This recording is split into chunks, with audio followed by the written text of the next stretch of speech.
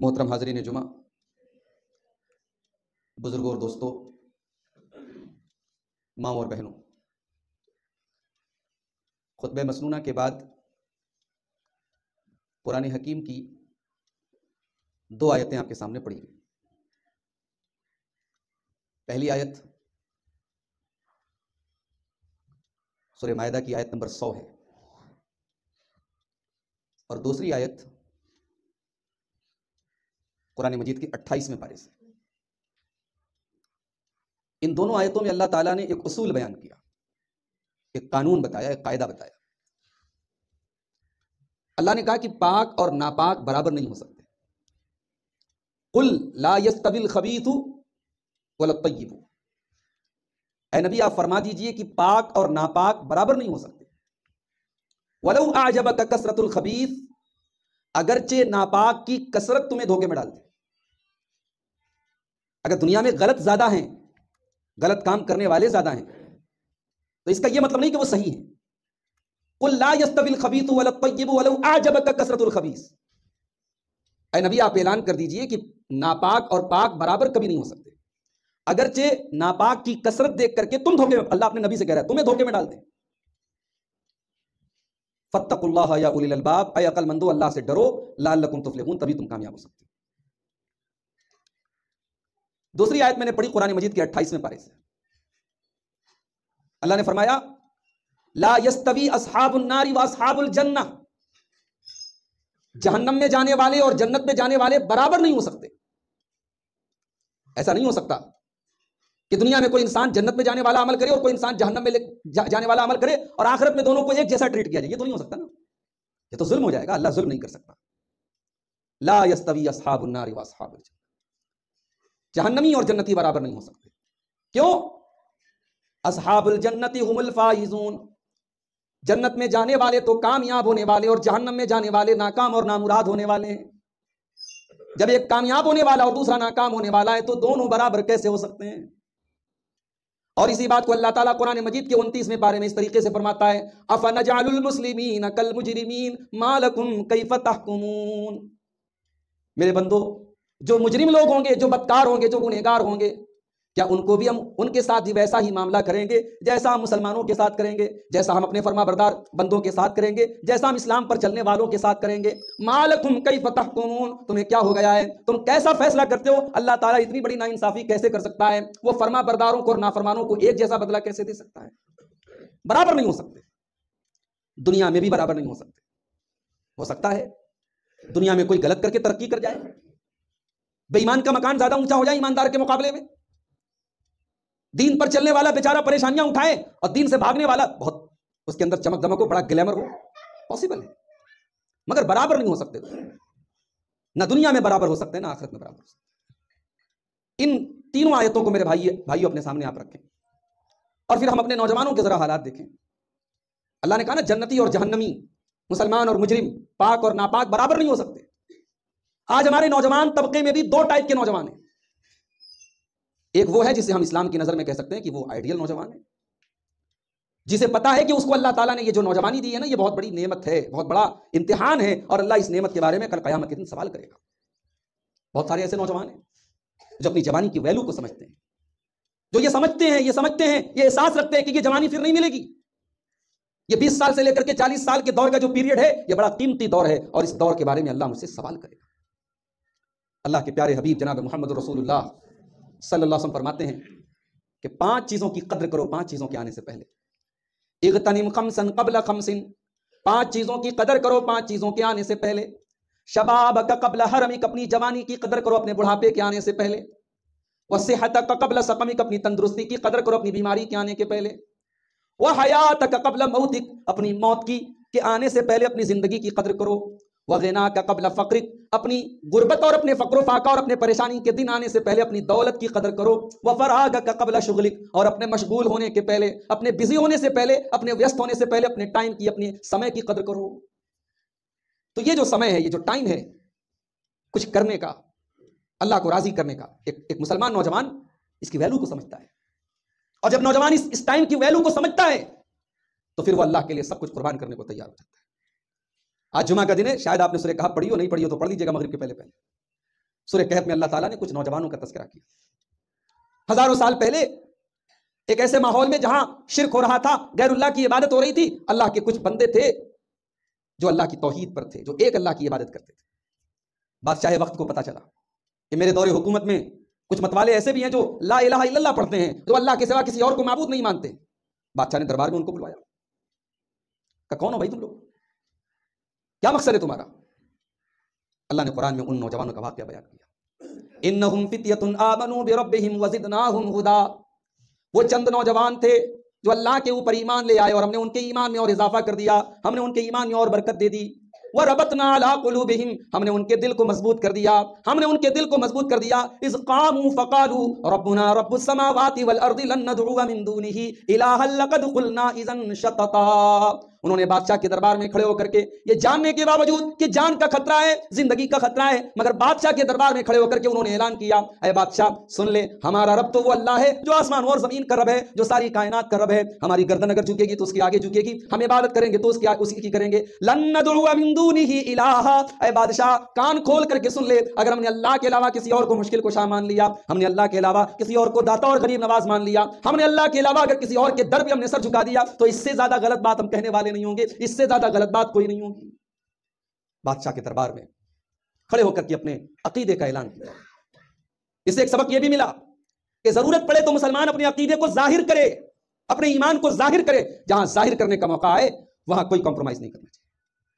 آپ مسلمان ہیں، آپ کو غیر اللہ کے نام کا چڑھاوا دیا جا رہا ہے اور آپ شوق سے کھا رہے ہیں، بڑے لبرل ہے بھائی، آپ بڑے سیکولر ہیں۔ آپ سیکولرزم کی ایک حد ہوتی ہے میرے بھائی، لبرلزم کی ایک حد ہوتی ہے۔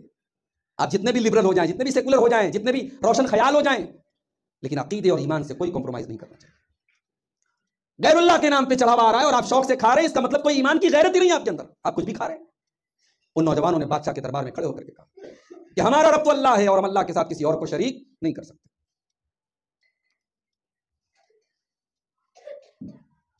اور جانتے ہیں اب جب انہیں یہ احساس ہوا کہ توحید کا اعلان تو ہم نے کر دیا، اب ہو سکتا ہے کہ ہماری قوم کے لوگ ہمارے پیچھے پڑ جائیں، اپنے ایمان کو بچانا مشکل ہو جائے، تو انہوں نے آپس میں میٹنگ کی ان نوجوانوں نے۔ علامہ ابن کثیر نے لکھا ہے کہ بڑے گھر سے تعلق رکھتے تھے وہ نوجوان، رچ فیملی سے ان کا تعلق تھا، بڑے گھرانوں سے ان کا تعلق تھا۔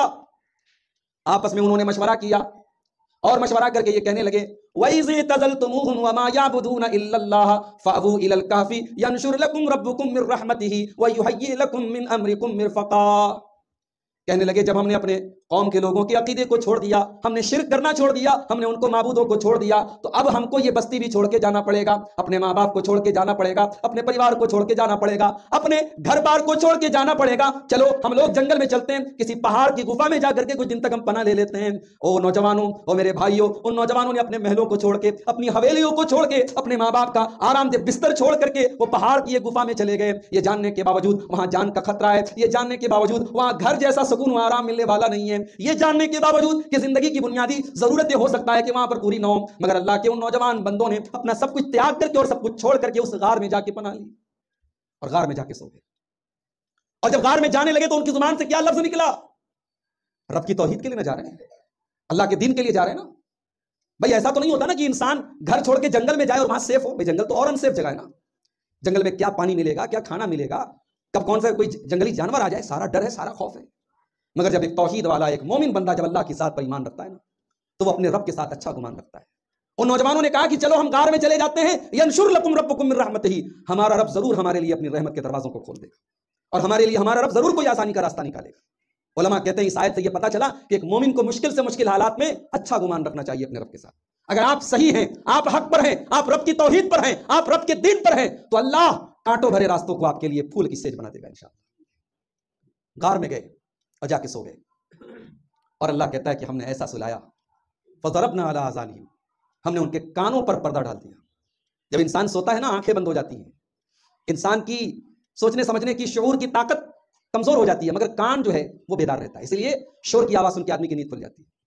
اللہ نے اپنے ان نوجوان بندوں کے کان پر پردہ ڈال دیا کہ اب کسی بھی شور سے، کسی بھی نوائز سے، کسی بھی باہر کی آواز سے ان کی نیند نہ کھلے، ان کو ڈسٹربنس نہ ہو۔ اللہ نے ان کے کان پر پردہ ڈال دیا، اور کتنے دن تک سوئے رہے؟ 309 سال تک۔ بھئی 3 دن تک آدمی سویا رہے تو بڑی بیماریاں اس کو لاحق ہو جائیں گی، اللہ کی قدرت دیکھو، اللہ نے 309 سال تک ان کو سلائے رکھا۔ لوگ کہتے ہیں نا کہ یہ اہل حدیث لوگوں کے یہاں کرامت رامت تو لوگ بیان ہی نہیں کرتے. بھائی صاحب کرامت ہم سے سن لو, یہ اللہ کے نیک بندوں کی کرامت, یہ قرآن کے اندر بیان ہے, یہ کوئی بنڈل واقعہ نہیں ہے, قرآن کا واقعہ ہے. 309 سال تک وہ سوئے رہے, اور اللہ نے کہا کہ جب وہ سوئے رہے, رب کی توحید کے لیے غار میں آ کے بیچارے اپنا محل چھوڑ کے, اپنے باپ کا گھر چھوڑ کے, اپنی ماں کا پیار چھوڑ کے, اپنے بیوی بچوں کو چھوڑ کے آئے نا. جب اللہ کے لیے آپ کچھ چھوڑیں گے, اللہ آپ کو اس کا ایسا بدلہ دے گا میرے بھائی کہ آپ سوچ نہیں سکتے. میرے پاس کبھی کبھی ایسے نوجوانوں کے میسج بھی آتے ہیں, شیخ صاحب یہ بزنس کر رہا ہوں, شریعت کیا کہتی ہے اس معاملے میں. غور کرنے کے بعد جواب ملا یہ بزنس صحیح نہیں ہے, یہ کاروبار صحیح نہیں ہے, یہ نوکری صحیح نہیں ہے. اب ان کا پھر یہ معاملہ نہیں ہے کہ وہ اگر مگر اور کوئی راستہ نکال دیجئے, اگر یہ حرام ہے تو حرام ہے, میں اس کو چھوڑ دیتا ہوں, اللہ مجھے اس کا کوئی حلال بدل دے گا, کوئی الٹرنیٹ دے گا. یہ عقیدہ ہوتا ہے, اور اللہ دیتا ہے. اگر آپ اللہ کے لیے کوئی حرام چیز چھوڑیں گے, اللہ اس کا بہترین الٹرنیٹ انشاءاللہ آپ کو دے گا. ان نوجوانوں نے اپنے گھر بار کو چھوڑا, اپنے وطن کو چھوڑا, اپنے عیش و آرام کو چھوڑا. اللہ نے سورج کو حکم دیا, وَتَرَى الشَّمْسُ إِذَا طَلَعَتْ تَزَاوَرُ عَنْ كَهْفِهِمْ ذَاتَ الْيَمِينِ وَإِذَا غَرَبَتْ تَقْرِضُهُمْ ذَاتَ الشِّمَالِ وَهُمْ فِي فَجْوَةٍ مِّنْ. غار کے اندر وہ لیٹے ہوئے ہیں, اور ایسا بھی نہیں کہ کسی بند کمرے میں لیٹے, کھلا ایریا ہے, مگر جب سورج نکلنے والا ہوتا ہے تو دائیں طرف سے کترا کے نکل جاتا ہے, اور جب سورج ڈوبنے لگتا ہے تو بائیں طرف سے کترا کے نکل جاتا ہے. سورج کی دھوپ کی کرنیں ان کے اوپر نہیں پڑتی, اللہ نے دھوپ سے بھی ان کو بچا کر کے رکھا. 309 سال تک سورج اللہ تعالیٰ کے حکم سے ان نوجوانوں کے مطابق طلوع ہوتا رہا اور غروب ہوتا رہا. سورج کو حکم دیا گیا کہ جب تو طلوع ہونے لگے تو اس طریقے سے طلوع ہو کہ تیری دھوپ کی کرنیں ان کے اوپر نہ پڑے, اور جب تو غروب ہونے لگے تو تیری روشنی ان کے اوپر نہ پڑے, ان کے آرام میں کوئی خلل نہ پڑے. 309 سال تک اللہ نے سلائے رکھا. اور جب اس کے بعد وہ اٹھے ہیں تو آپس میں بات کر رہے ہیں, کم لبثتم, ہم کتنے دن تک سوئے رہے. قالوا لبثنا یوما او بعد یوم, تو انہی میں سے کچھ لوگوں نے کہا کہ جب ہم آئے تھے تو صبح کا ٹائم تھا اور ابھی شام کا ٹائم ہو رہا ہے, اس کا مطلب کہ ہم دن بھر سوئے رہے. قالوا ربکم اعلم بما لبثتم, اور جب یہ کنفرم نہیں ہو پایا کہ ہم کتنی دیر تک سوئے رہے تو انہی میں سے کچھ لوگوں نے کہا کہ چھوڑو, ہمارا پروردگار زیادہ جانتا ہے کہ ہم کتنے دن تک سوئے رہے. ایک مومن کو چاہیے کہ جس چیز کی اسے نالج نہ ہو, جس چیز کی معلومات نہ ہو, اسے اللہ کے حوالے کر دے, اللہ زیادہ بہتر جانتا ہے. اس کے بعد بھوک لگی, ان اللہ کے بندوں کو بھوک لگی تو اپنے میں سے ایک انسان کو بھیجا کہ جاؤ باہر سے کچھ کھانے پینے کا لے کے آؤ. لیکن چونکہ پورا علاقہ مشرکوں کا تھا, بت پرستوں کا تھا, اس لیے جب پیسہ دے کر کے کچھ کھانے کی چیز منگانے لگے تو پھر یہ فکر ہوئی کہ حرام چیز اور حرام لقمہ میرے پیٹ میں نہ چلا جائے اور حرام چیز میں نہ کھا لوں. اس لیے جس کو بھیجا تو کیا کہا, فَبَعْثُوا أَحَدَكُمْ بِوَرِقِكُمْ هَٰذِهِ إِلَى الْمَدِينَةِ فَلْيَنظُرْ أَيُّهَا أَزْكَىٰ طَعَامًا فَلْيَأْتِكُمْ بِرِزْقٍ مِّنْهُ وَلْيَتَلَطَّفْ وَلَا يُشْعِرَنَّ بِكُمْ أَحَدًا. کہا کہ یہ چاندی کا سکہ لے لو اور لے جا کر کے صاف ستھرا کھانا لے کے آؤ, غیر اللہ کے نام کا ذبح مت کر کے لے کے چلے آنا. آج ہمارا نوجوان میک ڈونلڈ کا جا کر کے چکن کھاتا ہے, بڑے بڑے شہروں میں جا کر کے مالز میں چکن کھاتا ہے, اسے اس سے کوئی فرق نہیں پڑتا کہ یہ چکن حلال بھی ہے کہ نہیں. فلائٹ میں بیٹھ کر کے کھا رہا ہے, اسے کوئی فرق نہیں پڑتا, اسے تو بس اپنے پیٹ کے چٹکارے سے مطلب ہے, اپنی زبان کے چٹکارے سے مطلب ہے, اسے اس سے کوئی فرق نہیں پڑتا کہ وہ جو کھا رہا ہے وہ اللہ کے نام سے ذبح ہوا بھی ہے کہ نہیں ہوا ہے. ان نوجوانوں کو حلال کی اتنی فکر ہے, کہا کہ یہ چاندی کا سکہ لے کے جاؤ اور حلال کھانا لے کر کے آنا, اور دیکھو چپکے سے جانا, کوئی کسی کو پتہ لگنے مت دینا کہ ہم لوگ یہاں ہیں. اگر ہماری قوم کے لوگوں کو پتہ چلا ہمارے بارے میں تو یا تو وہ ہمیں قتل کر دیں گے یا ہمیں دوبارہ اپنے دین میں ڈال دیں گے, ہمیں مرتد بنا دیں گے, اور اگر ہمیں مرتد بنا دیں گے تو پھر ہم کامیاب نہیں ہو سکتے. میرے نوجوان ساتھیوں, ایسے بھی نوجوان تھے, ایسے بھی نوجوان تھے جن کا تذکرہ اللہ نے قرآن میں کیا, اور جن کو پتا تھا کہ ان کی زندگی کا ٹارگٹ کیا ہے, ایک انسان کی زندگی کا مقصد کیا, اللہ نے کیوں پیدا کیا انسان. اللہ نے قرآن میں فرمایا سورہ ذاریات کے اندر, وما خلقت الجن والانس الا لیعبدون, کہ میں نے جنات اور انسان کو صرف اپنی عبادت کے لیے پیدا کیا.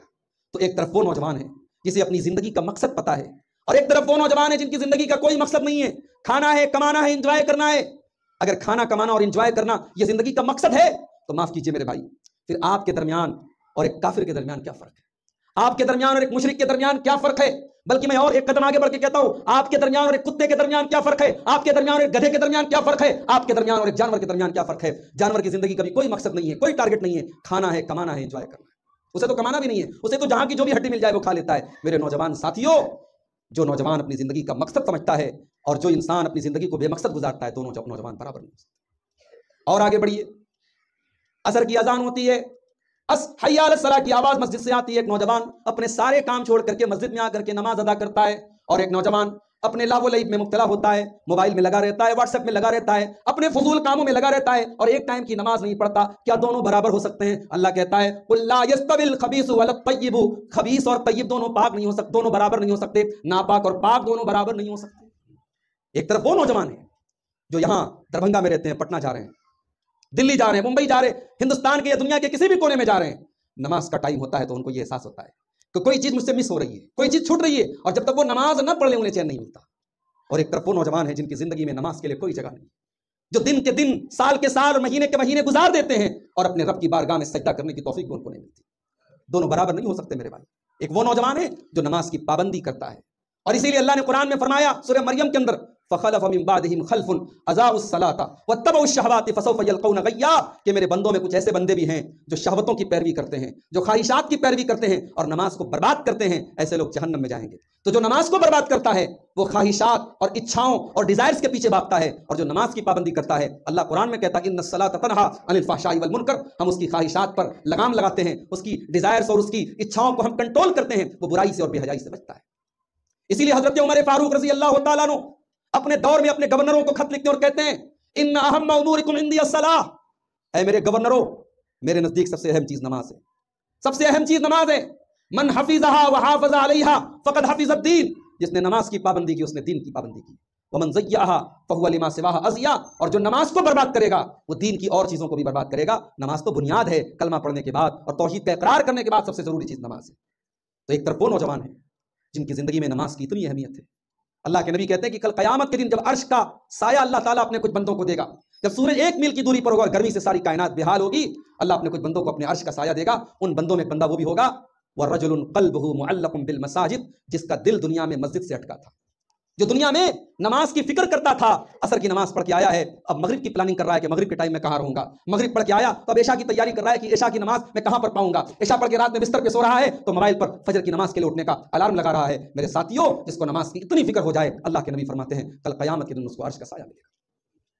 اور آگے بڑھیے، ہمارے کچھ ایسے بھی نوجوان ہیں، اللہ ان کے اوپر رحم کرے، وہ نشے کے عادی ہیں، اور اب نشے کے اندر بھی نئے نئے نشے، نئے نئے طریقے، اور نشے کے اندر بھی جدت اپنائی جا رہی ہے۔ اور میں کبھی کبھی سنتا ہوں کہ ایسی ایسی چیزوں کے ذریعے ہمارا نوجوان نشہ کر رہا ہے کہ اللہ رحم کرے۔ اور ہمارے دشمنوں کو بھی پتا ہے کہ اس قوم کو برباد کیسے کرنا ہے۔ ہمارے نوجوان اس قوم کا کیپٹل ہے، اس قوم کا سرمایہ ہے، اس قوم کی طاقت ہے، اس قوم کا فیوچر ہے، اور ان نوجوانوں کو برباد کرنے کے لیے سب سے زیادہ مسلم علاقوں میں نشے کی سپلائی کی جاتی ہے۔ ممبئی کے اندر ایک علاقہ ہے ممبرا نام کا، بہت بڑا مسلم بیلٹ ہے، بہت بڑا مسلم علاقہ ہے۔ آج سے 5-6 سال پہلے میں ممبئی کے پروگرام میں جاتا تھا، وہاں لوگوں نے بتایا کہ ایک نشہ تھا، ایک پاؤڈر تھا جس کو وہاں پہ MD بولتے تھے، اور اتنا خطرناک وہ پاؤڈر تھا کہ جو نوجوان اس کا عادی ہو جاتا تھا پھر زندگی میں کبھی اس کو چھوڑ نہیں پاتا تھا، اور وہ اتنا خطرناک تھا کہ انسان کی ہتھیلیوں کو دھیرے دھیرے گلا کے اس کا کام ختم کر دیتا تھا۔ اس طریقے کے نشے کی چیزیں اور ڈرگس آج سپلائی کیے جا رہے ہیں آپ کے درمیان، اور ہمارا نوجوان بڑی آسانی سے ان چیزوں کے چنگل میں پھنس رہا ہے۔ میرے بھائیوں، 1400 سال پہلے ہمارے پیارے نبی نے ہم کو ایک سبق دیا تھا، ما اسکر کثیرہ فقلیلہ حرام، جو چیز زیادہ مقدار میں استعمال کرنے سے نشہ ہوتا ہے وہ چیز تھوڑی سی مقدار میں بھی کھانا حرام ہے۔ میرے نبی نے فرمایا تو کل مسکر خمر، ہر نشہ والی چیز کا وہی حکم ہے جو شراب کا حکم ہے۔ اور میرے نبی کے بڑے پیارے صحابی حضرت عثمان غنی نے کہا تھا اجتنبوا الخمر، او لوگوں شراب سے بچو، او لوگوں نشے سے بچو، فإنها أم الخبائث، اس لیے کہ شراب اور نشہ یہ تمام برائیوں کی جڑ ہے۔ جب ایک انسان نشے کا عادی ہوتا ہے، جب نشے کا شکار ہوتا ہے، اپنے گھر کے سامان کو بیچنے لگتا ہے، اپنے گھر کی چیزوں کو بیچنے لگتا ہے، اپنے باپ کے پیسے چرانے لگتا ہے، اپنی ماں کے زیورات بیچ دیتا ہے، اور کبھی کبھی تو نشے کی یہ لت جب انسان کو اپنے چرم پر پہنچتی ہے تو انسان اپنے جسم کو بیچنے کے لیے تیار ہو جاتا ہے، اپنے آپ کو اور اپنی بہن بیٹیوں کو بیچنے کے لیے تیار ہو جاتا ہے، بس اس کو اپنے نشے کو پورا کرنے سے مطلب ہوتا ہے۔ میرے نوجوان ساتھیوں، یہ زندگی اللہ کی امانت ہے، یہ جیون اللہ کی امانت ہے۔ کل قیامت کے دن اللہ پوچھے گا تو نے اپنے جسم کے اوپر یہ ظلم کیوں کیا، تو نے اپنے شریر پر یہ ظلم کیوں کیا، تو نے سوسائڈ کیوں کیا، تو نے اپنے آپ کو موت اور ہلاکت میں کیوں پہنچایا۔ اللہ کے واسطے اگر آپ کسی طریقے کے نشے میں مبتلا ہیں تو باز آ جائیے۔ اور اگر آپ یہ کہتے ہیں نہیں صاحب ہم کو تو لت لگ گئی، میں کہتا ہوں کہ آپ کو جو لت لگی ہے نشے کی، کیا صحابہ کرام جب شراب پیتے تھے تو ان سے زیادہ آپ کو لت لگی ہے؟ صحابہ تو برسوں سے شراب پیتے چلے آئے تھے، ان کے کلچر میں شراب تھی، وہ دسترخوان پہ کھانا کھاتے تھے تو ساتھ میں شراب کا پیالہ رکھتے تھے، مگر جب قرآن کی آیت نازل ہوئی اور شراب حرام قرار دی گئی اور سورہ مائدہ کی آیت نازل ہوئی اور اللہ نے اپنے نبی کے صحابہ سے فرمایا کہ اے میرے نبی کے صحابہ آج سے شراب حرام کی جاتی ہے، فہل انتم منتہون، کیا اب بھی تم شراب پیو گے؟ جب قرآن کی آیت نازل ہوئی صحابہ نے اپنے شراب کے مٹکے توڑ دیے، اپنے شراب کے برتن توڑ دیے، اپنے شراب کے پیالوں کو گھر سے نکال دیا، جو شراب کا بزنس کرتے تھے انہوں نے ساری شراب کو پانی کی طرف بہا دیا، اور صحابہ نے بیک زبان کہا انتہینا پروردگار اب آج کے بعد ہم شراب کے قریب نہیں جائیں۔ کوئی ایڈورٹیزمنٹ نہیں کیا گیا، اللہ کے نبی نے پرچار اور وگیاپن کے اوپر کوئی خرچ نہیں کیا، بس قرآن کی ایک آیت نازل ہوئی کہ یہ شراب حرام ہے اور تم اس سے باز آ جاؤ۔ ایمان کی طاقت دنیا کی سب سے بڑی طاقت ہوتی ہے میرے بھائی، اللہ کے ڈر کی طاقت سب سے بڑی طاقت ہوتی ہے۔ قرآن کی یہ ایک آیت نازل ہوئی اور صحابہ نے نشے کو چھوڑ دیا۔ دنیا کا بڑا سے بڑا نشہ ہو، اگر آپ کے دل میں اللہ کی محبت کا نشہ ہے، اس کے رسول کی محبت کا نشہ ہے، دین کی محبت کا نشہ ہے، یہ نشہ دنیا کا ہر نشہ آپ سے چھڑوا دے گا انشاءاللہ۔ اللہ اور اس کے رسول کی محبت اپنے دل میں پیدا کرو میرے بھائی۔ آج ہمارے کتنے نوجوان ہیں ان کی زندگی میں اللہ کے دین کی دعوت سے کے تعلق سے کوئی ایکٹیویٹی نہیں ہے. ان کے گاؤں میں ان کے علاقے میں پروگرام ہو رہا ہے, باہر سے علماء آ رہے ہیں دین کو سکھانے کے لیے, دین کو سمجھانے کے لیے, وہ انٹرسٹڈ نہیں ہے, ان کے پاس ٹائم نہیں ہے. وہ یوٹیوب پر بیٹھ کر کے فضول چیزیں سنیں گے, وہ بالی ووڈ کی فلمیں دیکھنے تھیٹر تک جائیں گے, وہ گانے سننے کے لیے ایئر فون لگا کر کے گھومتے پھریں گے, مگر دین سے ریلیٹڈ کوئی ایکٹیویٹی نہیں ہے. میرے بھائی, اللہ کے پیارے نبی فرماتے ہیں, ترمذی کی صحیح روایت ہے, الدنیا ملعونۃ, یہ دنیا ملعون ہے, اس دنیا پر اللہ کی لعنت ہے, اور دنیا کی تمام چیزیں ملعون ہیں, الا ذکر اللہ, سوائے اللہ کے ذکر کے. دنیا کے اندر اگر کوئی ایسی چیز ہے جو تعریف کے قابل ہے تو وہ کیا ہے؟ اللہ کا ذکر ہے. وما والا, اور جو اللہ کے ذکر سے ریلیٹڈ چیز ہے, نماز ہے, دعا ہے, عبادت ہے, تلاوت ہے, اللہ کا ذکر اور اس سے ریلیٹڈ چیز کے علاوہ دنیا کی تمام چیزیں ملعون ہیں. او عالمن, اور یا تو دنیا میں کوئی عالم ہے, او متعلمن, یا اسٹوڈنٹ ہے, یا تو دین سکھا رہا ہے یا دین سیکھ رہا ہے. ان ایکٹیویٹیز کے علاوہ دنیا کی کوئی ایکٹیویٹی اللہ کی نظر میں اچھی نہیں. یہ دنیا ہے میرے بھائی. اس دنیا کے پیچھے اتنے اندھے نہ بنو کہ آپ اپنے دین کو بھول جاؤ. آپ کبھی غور کرو کہ آپ اپنی ذات کے ذریعے اپنے سماج کو کیا دے رہے ہیں, اپنی کمیونٹی کو کیا دے رہے ہیں. اللہ کے دین کے لیے آپ کیا کر رہے ہیں؟ کیا آپ کا ٹائم اس کے پیچھے لگ رہا ہے؟ آپ کی دولت اس کے پیچھے لگ رہی ہے؟ آپ کی شریر کی انرجی اس کے پیچھے لگ رہی ہے؟ میں اپنے نوجوان ساتھیوں سے کہوں گا کہ جاؤ ذرا ابراہیم علیہ السلام کی زندگی پڑھو, ابراہیم علیہ السلام کی زندگی کا مطالعہ کرو. ابراہیم علیہ السلام اپنی پوری قوم سے اکیلے ٹکر لیتے, اپنی قوم کو توحید کا سبق سناتے ہیں, اور اپنی قوم کے بت خانے میں داخل ہو کر اپنی قوم کے بتوں کو توڑ دیتے ہیں. یہ جاننے کے باوجود کہ جان کا خطرہ ہے, یہ جاننے کے باوجود کہ قوم کے لوگ مجھے جان سے مار سکتے ہیں, مگر چونکہ اپنی قوم کو توحید کا سبق دینا تھا, ابراہیم علیہ السلام اپنی قوم کے بتوں کو توڑ دیتے ہیں. اور جب قوم کے لوگوں کو پتہ چلا اور کسی نے کہا کہ یہ کام ابراہیم کا ہو سکتا ہے, تو قرآن کہتا ہے قالوا سمعنا فتى يذكرهم يقال له ابراہیم. قوم کے لوگوں نے کہا یہ کام تو صرف ایک نوجوان کا ہو سکتا ہے جس کا نام ابراہیم ہے, بلاؤ اس نوجوان کو. ابراہیم نے یہ کام اس وقت کیا جب وہ نوجوان تھے, جب وہ 20-22 سال کے جوان تھے. میرے نوجوان ساتھیوں, اپنی پوری قوم سے توحید کے لیے ٹکر لینا, یہ گٹس, یہ ہمت, یہ جرأت ایک نوجوان ہی کر سکتا ہے. اس لیے اپنی ذات کے ذریعے آپ اللہ کے دین کو کیا فیض پہنچا رہے ہیں, اس پر آپ غور کیجیے. اللہ کے نبی جب اپنے بستر پر حضرت علی کو لٹا رہے تھے ہجرت کی رات, اور آپ نے حضرت علی سے کہا کہ اے علی, آج کی رات میرے بستر پہ تمہیں سونا ہے, بستر میرا رہے گا, چادر میری رہے گی, مگر سونے والا نبی نہیں رہے گا, سونے والا علی رہے گا. اے علی, آج کی رات میرے بستر پہ تمہیں سونا ہے, مجھے اللہ کی طرف سے حکم ملا ہے, مجھے ہجرت کے سفر پہ جانا ہے. حضرت علی کو تو پتا تھا نا کہ 10 نوجوان ننگی تلوار لے کر کے آج نبی کے دروازے پر آنے والے ہیں اور نبی کے مرڈر کی پلاننگ ہو رہی ہے. حضرت علی کو سب پتا تھا, مگر یہاں دین کے لیے قربانی کا جذبہ تھا. حضرت علی نے نہ چون کی نہ چرا کی, نہ اگر کیا نہ مگر کیا, ایک پل میں تیار ہو گئے, اور یہ جاننے کے باوجود کہ میری جان خطرے میں پڑ جائے گی, نبی کے بستر پہ سونے کے لیے حضرت علی تیار ہو گئے. میری ماں اور بہنوں, میں آپ سے بھی کہنا چاہوں گا, آپ دین کے لیے کیا کر رہی ہیں؟ آج بڑے شرم کی بات ہے, مسلمان لڑکیوں کو ٹارگٹ کر کے انہیں مرتد کیا جا رہا ہے, اور یہ کوئی ہوائی بات نہیں ہے. ڈیلی ہمارے پاس ایسے میسیجز آ رہے ہیں, کبھی بنارس سے آ رہا ہے, کبھی مئو سے آ رہا ہے, کبھی ممبئی سے آ رہا ہے. کل ایک میسیج آیا ناگپور سے ایک میسیج آیا, مسلمان گھر کی لڑکی ہے, مسلمان باپ کی لڑکی ہے, غیر مسلم کے ساتھ شادی کر رہی ہے, اور باپ باقاعدہ خوشی کے ساتھ, شمع بانو کی شادی ہو رہی ہے منوہر کے ساتھ, باقاعدہ ہندی میں شادی کا کارڈ چھپ رہا ہے, اور اوپر اوم گڑے شاہ نما بھی لکھا ہوا ہے, اور باقاعدہ وہ کارڈ لڑکی کا باپ جو ہے اس کو شیئر کر رہا ہے. یہ قوم اس حد تک پہنچ گئی میرے بھائی, یہ قوم اس حد تک پہنچ گئی کہ ہمیں اپنے ایمان اور اپنی غیرت اور اپنی شرم و حیا کا بھی احساس نہیں رہا. آج ہم اپنی بیٹیوں کی تربیت ایسی تربیت ہی نہ کر سکے کہ ہماری بیٹیوں کو ایمان کی اہمیت پتہ چلے. آج ہماری جوان بیٹیوں کو کوئی بھی بہروپیہ عشق اور محبت کا جھانسا دے کر انہیں اسلام سے خارج کر دیتا ہے, اور ہم بیٹھ کر کے تماشا کر رہے ہیں. میرے بھائی, پوری قوم کے چہرے پر تھپڑ ہے. اگر آج ہماری ایک بھی بہن بیٹی اگر اسلام کی سیماؤں کو لانگ رہی ہے, اگر شرم و عزت کا جنازہ نکل رہا ہے, تو یہ پوری قوم کے لیے تھپڑ ہے میرے بھائیوں, اور ہمیں اور آپ کو بڑی سنجیدگی کے ساتھ اس پر غور کرنے کی ضرورت ہے. آج ہماری بہنیں دین کے لیے کیا کر رہے ہیں؟ مہینے میں کوئی پروگرام نہیں ہو رہا ہے, عورتوں کے درمیان کوئی دعوتی ایکٹیویٹیز نہیں ہو رہی ہے. مجھے ایک صاحب نے یہاں بتایا کہ یہاں بہت ساری عورتیں حافظ ہیں.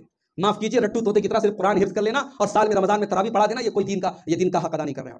معاف کیجیے گا, آپ کی لڑکیاں, آپ کی بیٹیاں کالجوں میں اور یونیورسٹیوں میں اعلیٰ تعلیم حاصل کر رہی ہیں, اور دین کے نام پر آپ نے 30 پارے کا قرآن صرف رٹو طوطے کی طرح پڑھا دیا. یہ کوئی دین کا حق آپ نے ادا نہیں کیا. دین تو یہ ہے کہ آپ کی بیٹی جب قرآن پڑھے تو قرآن کی میننگ بھی پڑھے. وہ جب حجاب کی آیت پڑھے تو اسے پتا ہو کہ پردے کا حکم کیوں دیا گیا. وہ جب قرآن پڑھے تو اسے پتا لگے کہ اللہ نے اپنے نبی کی بیویوں کو کیسے زندگی گزارنے کا حکم دیا. وہ جب قرآن پڑھے تو اسے پتا چلے کہ ایک بیوی کا حق کیا ہے, ایک بیٹی کا مقام کیا ہے, ایک ماں کا حق کیا ہے. اپنی بچیوں کو دینی تعلیم دو میرے بھائی, اور اپنی ماں بہنوں سے بھی کہنا چاہوں گا کہ اپنے گھر کی عورتوں تک دین کی باتیں پہنچانے کا آپ انتظام کیجیے. جمعہ کا خطبہ ہو رہا ہے, عورتوں کا انتظام کیجیے, عورتوں کو لے کر کے آئیے. آپ سال میں تراویح پڑھنے سے دین کا حق نہیں ادا ہوتا, یاد رکھیے. نبی کے دور میں عورتوں نے دین کے لیے بڑی قربانی دی ہے میرے بھائیوں.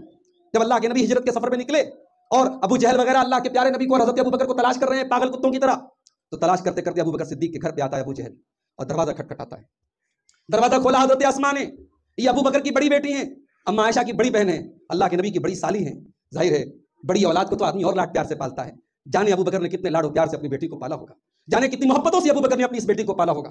ابو جہل نے دروازہ کھولا, دروازہ کھٹکھٹایا, حضرت اسماء نے دروازہ کھولا. ابو جہل نے کہا اینا ابو کا, تیرا باپ کہاں ہے, تیرا باپ کہاں ہے, محمد کہاں ہے صلی اللہ علیہ وسلم. حضرت اسما کو تو سب پتا ہے نا، لیکن یہاں اسلام کا ڈیفینس کرنا ہے، یہاں نبی کا ڈیفینس کرنا ہے، کہا کہ میں نہیں جانتی۔ ابو جہل نے بس اتنا سنا کہ میں نہیں جانتی، اور کھینچ کے اتنا زور کا تھپڑ مارا کہ اسما کے کان کی بالیاں ان کے کانوں سے گر گئیں، اتنا زوردار تھپڑ مارا ان کے کانوں سے خون رسنے لگا اور کانوں کی بالیاں زمین پر گر گئیں۔ میرے بھائیوں، اسلام کو بچانے کے لیے اس امت کی عورتوں نے تھپڑ کھائے ہیں، ان کے کانوں کی بالیاں نوچی گئی ہیں، انہوں نے جانیں قربان کی ہیں، اور آج کی ہماری عورتیں آج اسلام کو چھوڑ کر کے مرتد ہو رہی ہیں، آج غیروں کے ساتھ فرار ہو رہی ہیں۔ یہ حالات کیوں ہیں؟ ان کے ذمہ دار ہم اور آپ ہیں، اس کے ذمہ دار ہم اور آپ ہیں۔ امت کا ایک بڑا طبقہ بازار میں جانے کی عورتوں کو اجازت دیتا ہے، گھومنے پھرنے جانے کی اجازت دیتا ہے، دنیا جہان کی جگہوں پر جانے کی اجازت دیتا ہے، مگر معاف کیجئے عورتوں پر مسجد کے دروازے بند کر دیتا ہے، کہتا نہیں صاحب ہمارے یہاں عورتوں کو مسجد میں آنے کی اجازت نہیں ہے۔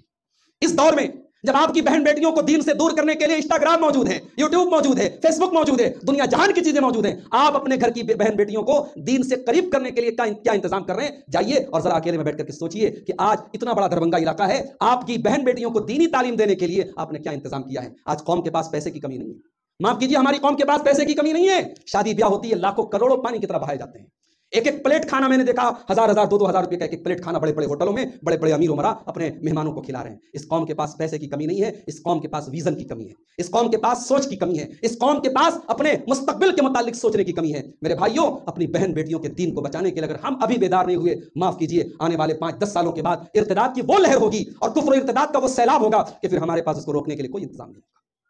میرے نوجوان ساتھیوں، میری نوجوان بہنوں، اس امت کو بڑی امیدیں ہیں آپ سے، اس امت کو بڑی امیدیں ہیں، اور میں نے بڑا اچھا جملہ کہیں پڑھا تھا کہ نوجوان نسل برباد ہو رہی ہے۔ چنتا کی بات یہ نہیں ہے، چنتا کی بات یہ ہے کہ یہ جو آج کی نوجوان نسل ہے، کل یہ ماں بنے گی، کل یہ باپ بنے گا، تو یہ اپنے بچوں کی تربیت کیسے کرے گی؟ یہ چنتا کی بات ہے، یہ ٹینشن کی بات ہے، یہ تو جو ہے سو ہے، مگر آنے والے دور میں وہ مائیں نہیں ختم ہو جائیں گی جو اپنی بچیوں کو پردے کی تعلیم دیتی تھی، وہ باپ ختم ہو جائیں گے دنیا سے جو اپنے بچوں کو حلال و حرام کی تمیز سکھاتے تھے، صحیح اور غلط کی تمیز سکھاتے تھے، وہ مائیں ختم ہو جائیں گی، وہ باپ ختم ہو جائیں گے۔ اس لیے میرے بھائیوں، اگر اپنے بچوں کا بھوشیہ بنانا چاہتے ہو، اپنے بچوں کا مستقبل بنانا چاہتے ہو، یہ چاہتے ہو کہ آپ کے بچے آپ کے بعد دنیا کی ٹھوکریں نہ کھائیں، تو اللہ کے واسطے پہلے اپنی اصلاح کرو، پہلے اپنے آپ کو نیک بناؤ، نماز کی پابندی کرو، دین کی پابندی کرو۔ جس دن ہم دیندار ہو گئے، جس دن ہم نیک ہو گئے، جس دن ہم متقی ہو گئے، اللہ کی قسم ہماری آنے والی نسلوں کی بھی اللہ حفاظت کرے گا۔